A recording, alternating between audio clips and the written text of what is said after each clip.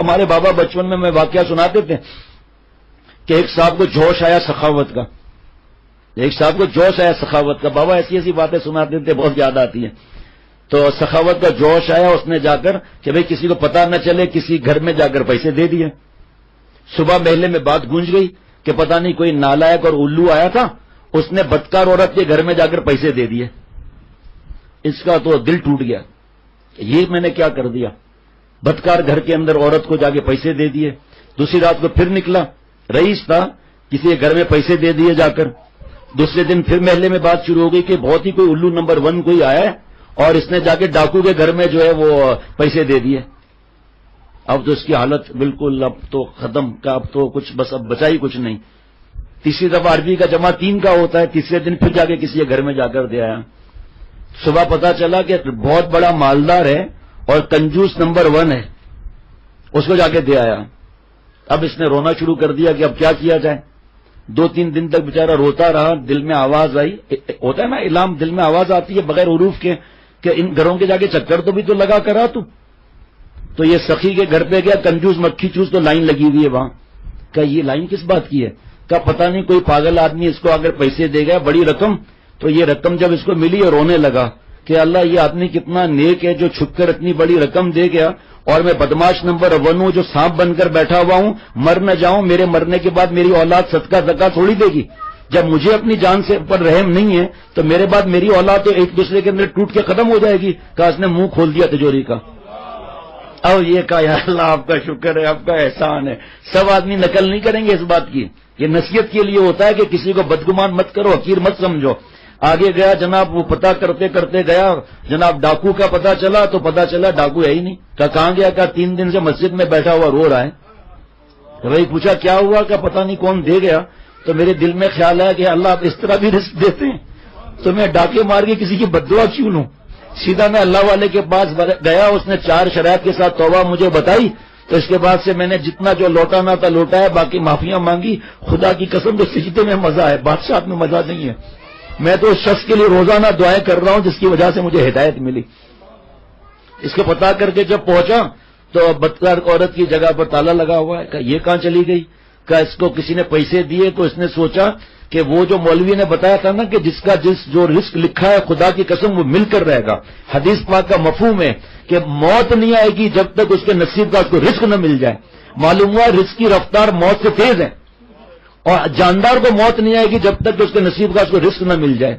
اور کیا دوسری حدیث پاک ہے، رزق مومن کو اس طرح تلاش کرتا ہے جس طرح موت تلاش کرتی ہے. یہ مطلب اس حدیث پاک میں سے فرماتے تھے معلوم ہوا کہ موت سے تیز رفتار رزق کی ہے. مرتے ڈرتے کیوں ہے کہ ہم بھوکے مر جائیں گے اور حرام کھائیں، رشوت لیں اور یہ سب مصیبتیں اپنے سر پر مول لیں. جب موت ہی نہیں آئے گی تو گھبرانے کی کیا بات ہے. ایک صاحب نے کہا کہ ایک حضرت والا نے فرمایا کسی بیوقوف نے کہا کہ کسی کو کمرے میں بند کر دیا جائے اور اس کو چنائی کر دیا جائے دروازے اور کھڑکیوں کی، ٹھیک، چھت بھی بند کر دی. اب رزق کہاں سے آئے گا اس کو؟ حضرت نے فرمایا میں نے جواب دیا جیسے موت آئے گی. ہاں، ایک بدماش ہاتھ میں کتے لے کر گھومتا تھا ہر وقت، بیت الخلا میں بھی کتے لے جاتا تھا. یہی کی بات ہے. حضرت والا کو اس کے پڑوسی نے بتایا کہ میں نے پوچھا تو ایسا کیوں کرتا ہے؟ کہ جس گھر میں کتے ہوتے ہیں رحمت کے فرشتے نہیں آتے. اب میرے پاس کیسے موت کا فرشتہ آئے گا؟ حضرت بس نالائق کو سمجھاؤ، جو فرشتہ کتے کی روح قبض کرے گا تیری بھی پھر وہی کرے گا. یہ وہی موت سے ڈرتے ہیں جو گناہوں کے اندر ڈوبے ہوئے ہیں. کہ اس بدکار عورت نے کسی سہیلی کو بتایا میں محلہ چھوڑ کر جا رہی ہوں، میں نے اپنا جسم بیچ کر رزق کمایا، مجھے اتنی عقل نہیں ہے کہ اللہ جو رزق لکھا ہے وہ ملنا ہے. خدا کی قسم یہی رزق مجھے ملتا، لیکن اللہ سے جیسا گمان رکھے گا ویسا رزق ملے گا نا. فضائل صدقات میں لکھا ہے کہ ایک ڈاکو درخت کے نیچے بیٹھا تھا، کہتا ہوا تھا تو اوپر جو درخت تھا اس میں کوئی پتا نہیں تھا. ایک عجیب قسم کی چڑیا آتی تھی، کوئی چیز رکھ کر چلی جاتی تھی. یہ اٹھا تو دیکھا نابینا سانپ، اس کے لیے چڑیا رزق رکھ کر چلی جاتی ہے. گرتے گرتے بچا، رونا شروع کر دیا، اللہ یہ سانپ ہے جس کو مارنے کا حکم ہے. یہ جب نابینا ہو گیا تو آپ نے اس کی خدمت کو، ایک چڑیا کو اس کی خدمت میں لگا دیا اور میں ڈاکے مار رہا ہوں. غیبی آواز آئی، ارے نالائق، ہم نے کب تجھے کہا تو ڈاکہ مار اور لوگوں کی بد دعا لے، اولاد کو اپنے پیٹ میں سب کو حرام کھلا، ہم نے کب کہا ہے تجھے؟ تو ہم پر بھروسہ رکھ، پھر رزاق میں ہوں، تیری بدماشیاں رزاق نہیں ہے، نعوذ باللہ۔ دیکھ ہم کہاں سے رزق دیتے ہیں، تقویٰ کی برکت سے۔ جا قرآن پاک پڑھ، جا حدیث پاک دیکھ کے، گناہ کو چھوڑنے سے، تقویٰ کی برکت سے۔ قرآن پاک میں بھی لکھا ہے، حدیث پاک میں بھی لکھا ہے، ہم رزق وہاں سے دیں گے جہاں سے گمان بھی نہیں ہوگا۔ مفہوم عرض کرتا ہوں، جہاں سے گمان بھی نہیں ہوگا۔ اس بدکار عورت نے پیشہ چھوڑ دیا، اب کسی علاقے میں رابعہ بصریہ بنی ہوئی ہے، شرعی پردہ نے شروع کر دیا ہے، نمازیں قضا کر رہی ہے، روزے قضا کر رہی ہے، اور نام محرم کا تو سوال ہی پیدا نہیں ہوتا۔ کہاں گیا دوسرے کو حقیر سمجھنا؟ ہمارے پیارے بابا کی اللہ عمر میں برکت عطا فرمائے۔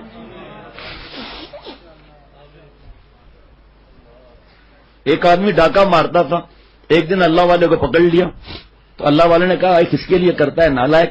کہ نابینا بوڑھے ماں باپ ہیں، بیوی اور بچے ہیں، کہ انہیں معلوم ہے تو ان کو حرام کھلاتا ہے؟ کہ نہیں۔ کہ دیکھ بھائی کبھی بھروسہ بھی کر، یہ میں نے اپنا حصار بنا لیا ہے، میں اسے باہر جانے سے رہا، اعتماد کر لے۔ ان کو بتا تو صحیح تو ان کو کیا کھلا رہا ہے، دوزخ کی آگ کھلا رہا ہے۔ ایک لقمہ حرام کا کوئی کھائے، 40 دن کی اخلاص کی عبادت قبول نہیں ہوتی۔ میں اپنی بات کرتا ہوں، میرے پاس 40 دن کی اخلاص کی عبادت ہے، ایک دن کی عبادت ہے، ایک وقت کی اخلاص کی عبادت ہے، ایک